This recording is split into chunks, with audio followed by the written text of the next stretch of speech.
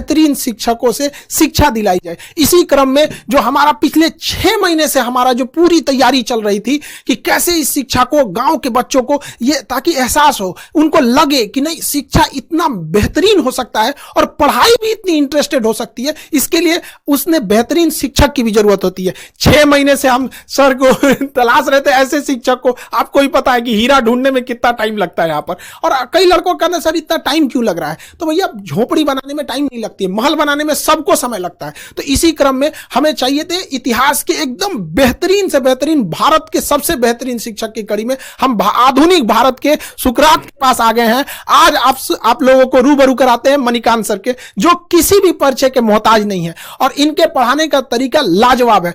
पढ़ने के बाद लड़कों को फील होने लगता है कि नहीं अब तो हमारा सिलेक्शन पक्का होने वाला है। तो भारत के सबसे बेहतरीन शिक्षक से पढ़ने का आपको मौका मिल रहा है और हम खुद गौरवान्वित महसूस कर रहे हैं कि भारत के आधुनिक भारत के सुकरात के साथ आज हमें यहां मौका मिल रहा है। आप लोगों को भी यह मौका मिलेगा और आप लोग समझेंगे कि कैसे भारत का अब निर्माण होगा, क्योंकि जो विशाल अखंड भारत की जो परिकल्पना थी वो जैसे हमारा उस समय अखंड भारत चाणक्य जैसे विद्वानों से बना था, उसी तरह अब हमें आगे बढ़ना पड़ेगा हम सब लोग को। उस समय एक चंद्रगुप्त मौर्य ने देश को जोड़ा था, लेकिन आज हजारों चंद्रगुप्त मौर्य की जरूरत पड़ेगी। और इसी सिलसिले में इतिहास पढ़ाने के साथ साथ इतिहास रचने वाले मणिकांत सर से आप रूबरू हुइए और समझिए कि कैसे कैसे आगे चीजें चलेंगी।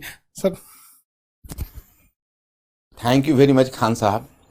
पहली बात तो मैं खान साहब को बहुत बहुत इस बात के लिए धन्यवाद और ज्ञापित करना चाहूँगा कि इन्होंने इतना बड़ा मिशन शुरू किया है।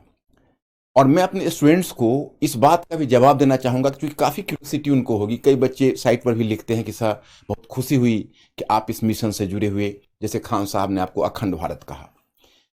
मैं आपको इस बात का अभी मैं आपके साथ कुछ शेयर करना चाहता हूँ क्योंकि मैं स्टूडेंट्स मेरा अपना मानना है और जो खान साहब का भी मैं देख रहा हूँ इनका भी यह प्रिंसिपल रहा है कि मैनेजमेंट और स्टूडेंट्स के बीच, टीचर्स और स्टूडेंट्स के बीच कंप्लीट ट्रांसपेरेंसी होनी चाहिए।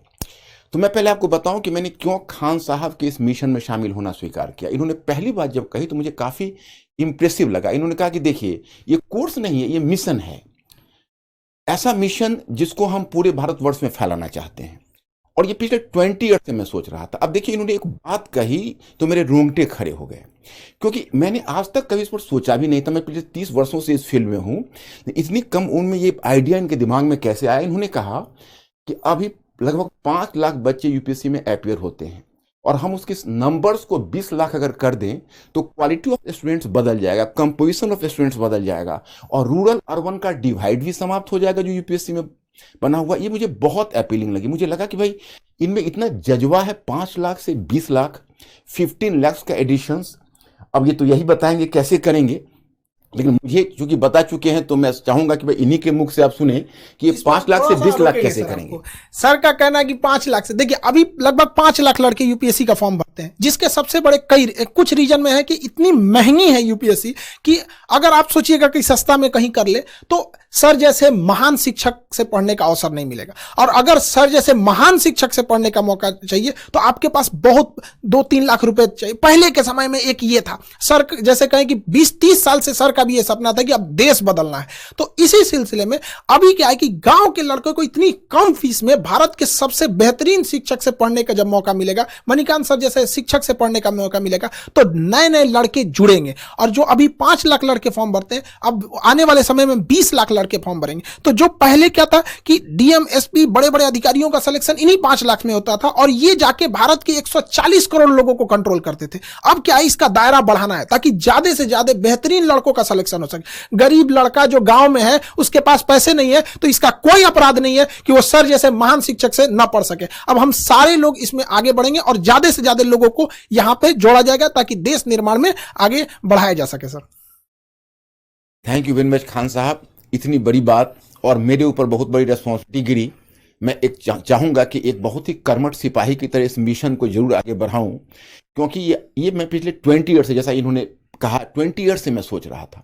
दूसरी बात कि मैंने खान साहब एक अखंड भारत शब्द का बहुत ज़्यादा प्रयोग करते हैं, मेरे सामने भी किया। तो मैंने खान साहब से क्वेश्चन किया कि व्हाट डू मीन बाय अखंड भारत, आपको अखंड भारत से मतलब क्या है।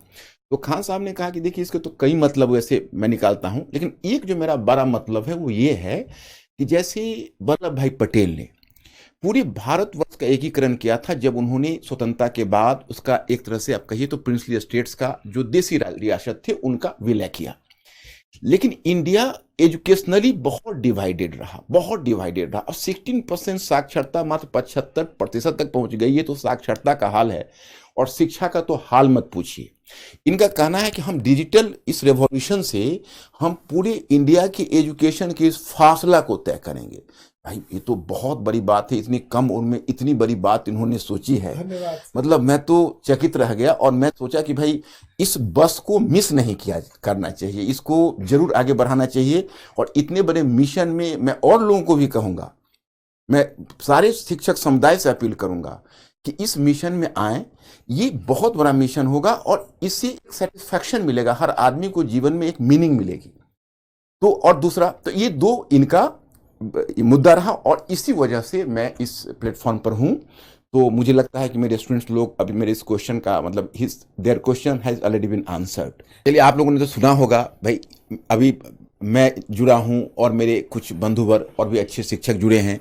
मेरा विश्वास है और जब मैं इनकी आंखों में देखता हूं तो मेरा विश्वास और भी बढ़ जाता है, क्योंकि मैंने इतना ऑप्टिमिस्टिक इंसान अपने लाइफ में बहुत कम देखा है।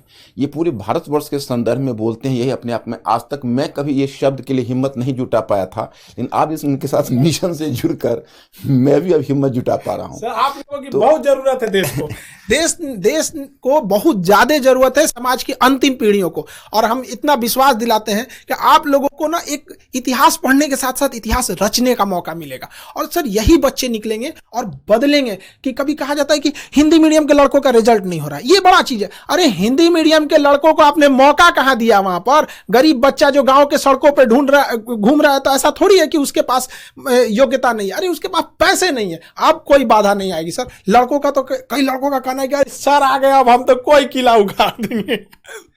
देखिए खान साहब ने दो बातों को मैं कहना चाहूंगा। खान साहब का एक मुझे प्लान बहुत अच्छा लगा, जैसे एक हिंदी मीडियम तो रहेगा, लेकिन मैंने एक देखा खान साहब कि हिंदी मीडियम में जो बच्चे होते हैं उनके मन में कहीं ना कहीं अंग्रेजी के लिए एक ऐंठन होती है। और आप ग्रामीण क्षेत्रों में ऐसा देखेंगे कि इंग्लिश लोग लिख लेते हैं लेकिन इंग्लिश बोल नहीं पाते हैं। आप गौर करके देखेंगे, इंग्लिश समझ लेते हैं लेकिन इंग्लिश में अगर उनको एक्सप्रेस करने के लिए कहा जाता है तो दिक्कत होती है।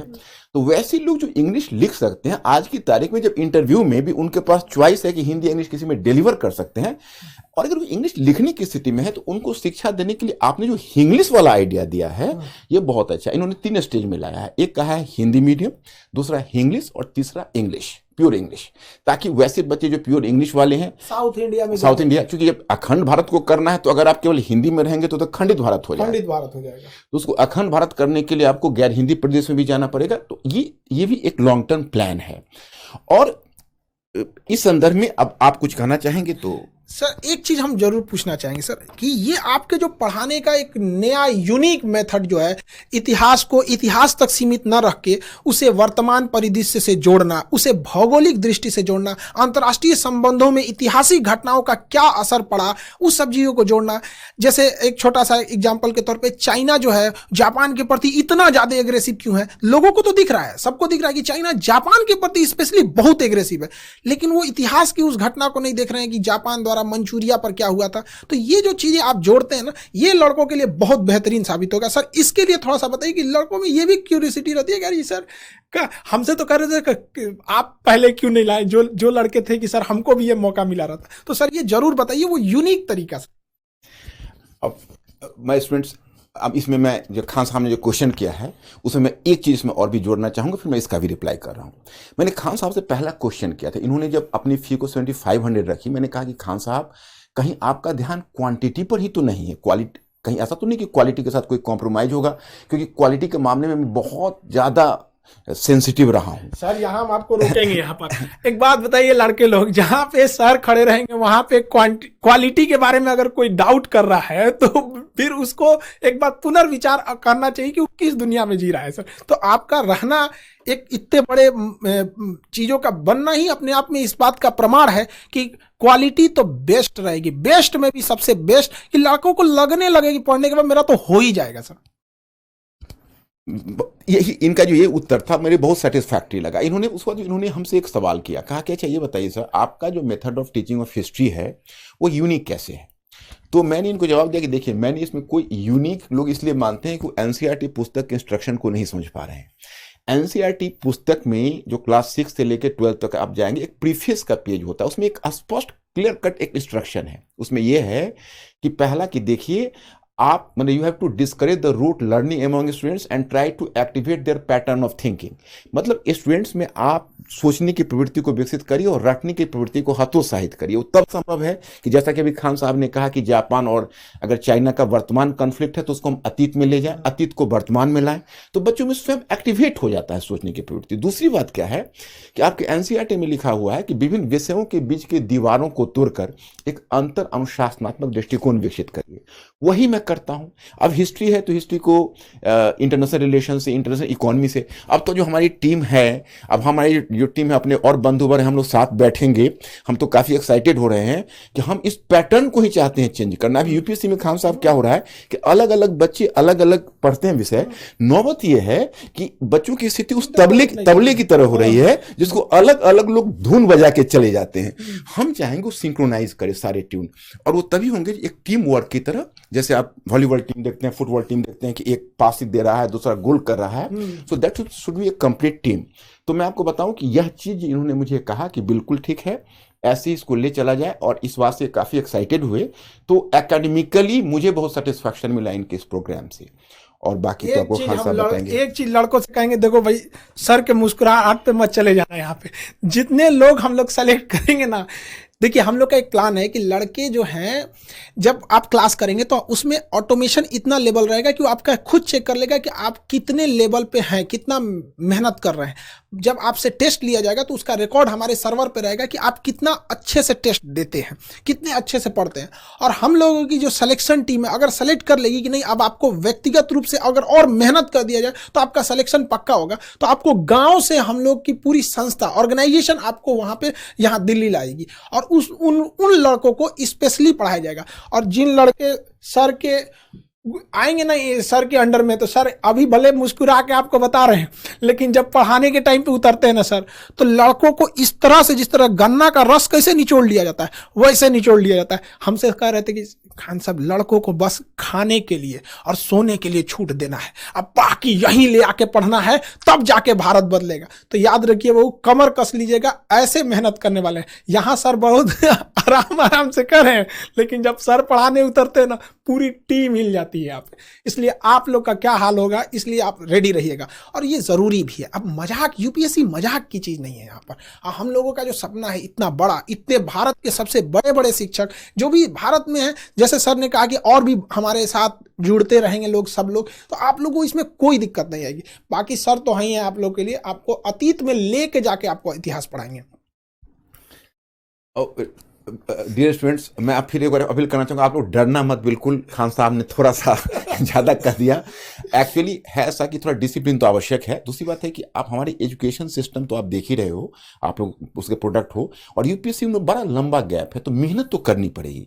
मेहनत में हम इतना ख्याल जरूर रखेंगे, पहले आपको विषय में इंटरेस्ट हो। सारे विषयों में हमारी पूरी टीम इस बात का ख्याल रखेगी कि पूरे विषय में इंटरेस्ट हो, और विषय में एक बार इंटरेस्ट जग जाए तो फिर हम आपको मेहनत कराएंगे, तो वो मेहनत आपको प्रेशर नहीं लगेगा। You will enjoy the classes. I am confident about the fact. तो आप बस इस बात का तैयारी रखिए। और दूसरी बात यह है कि अभी बहुत सारे प्रोग्राम हमारे पास है, मतलब बहुत सारी योजनाएं, इनके साथ हमने बैठ के खान साहब से बहुत चीज़ें डिस्कस की हुई है, अभी इम्प्लीमेंटेशन के प्रोसेस में है। मैं इनका जब गया हेडक्वार्टर जहाँ पर इन्होंने बनाया हुआ है, तो इतना बढ़िया इंफ्रास्ट्रक्चर इन्होंने बनाया हुआ है, और इतनी बड़ी तैयारी देखकर मैं दंग रह गया। मैं अचानक से कोई ये निर्णय नहीं लिया, मैंने इनकी तैयारी बहुत है, लेकिन वो 2-10 मिनट में समझाना मुश्किल है। एक बार इसको अनफोल्ड होने दीजिए, फिर धीरे धीरे मैं अपना प्रोग्राम आपको बताता रहूँगा कि कैसे कैसे हम ये करेंगे। जब इंडिया को ही बदलने की बात है तो मैसिव स्केल पर तो काम करना ही पड़ेगा। बाकी खान साहब, सर आपका हम बहुत दिल से आभारी हैं। आप इस भारत को बदलने में एक महत्वपूर्ण सेनापति के रूप में अपनी भूमिका निभा रहे हैं। और देशवासियों को भी हम कहना चाहेंगे बाबू कि जिन लड़कों को ऐसे गांव में बैलगाड़ी पर जीवन बिता दिए, अपने गांव का सर लड़का मेहनत करके, एक हमारे यहाँ लड़का आया था सर पढ़ने, वो नदी से बालू निकाल के भरता था और उस पैसे से फीस देता था। हम कहे कि भैया ये फीस लेके हम भगवान को क्या मुंह दिखाएंगे, तुम सफल हो जाओ, यही मेरा सबसे बड़ा फीस है। तो जो लड़के इन बैलगाड़ी पे जीवन बिता दिए ना, हम आप बच्चों को कहते हैं मन लगा के पढ़ाई कीजिए, आपके माँ बाप को हम इस एम्बेसडर में ना घुमा दिए, हम लोग का ये सपना है, तब आप कहिएगा। अब वो गया जमाना, अब राजा का बेटा राजा नहीं बनेगा, राजा वही बनेगा जो उसका काबिल होगा, हकदार होगा। अब इस अखंड भारत के निर्माण में आप सब लोग लगे रहिए और आने वाली पीढ़ियों को ये बताइएगा कि जब ये भारत को बदला जा रहा था तो उस कड़ी में हम लोग भी शामिल थे। आई होप आप सबको समझ में आया होगा और बहुत जल्दी हम लोग इस चीजों को जुड़ते रहेंगे। यूपीएससी बहुत बड़ी चीज है। अब इतनी कम 7 से 8 हज़ार की फीस में अब सोचिए 2-3 लाख वाले फीस को इतना सप्रेस किया गया। इसमें हम सर का भी बहुत बड़ा आभारी हैं, जो सर इतने बड़े मिशन में एक सेनापति के रोल निभाने के लिए आगे आए। अब बाकी आप लोग अपनी तैयारी के लिए अब निश्चिंत रहिए। अब गांव का हर एक लड़का पढ़ाई करेगा। इंग्लिश मीडियम वाले लड़के, आप लोगों के लिए भी सेपरेट बैच रहेगा। साउथ इंडिया के लड़कों को हम छोड़ कैसे सकते हैं? अखंड भारत में साउथ इंडिया छोड़ दे तो अखंड भारत कहाँ रह गया? वहां पे सबको जोड़ा जाएगा और हम कोशिश करेंगे इस व्यवस्था को और बेहतर निरंतर कैसे बनाया जा सके। आई होप आप समझे होंगे। मिलेंगे नेक्स्ट क्लास में। जय हिंद।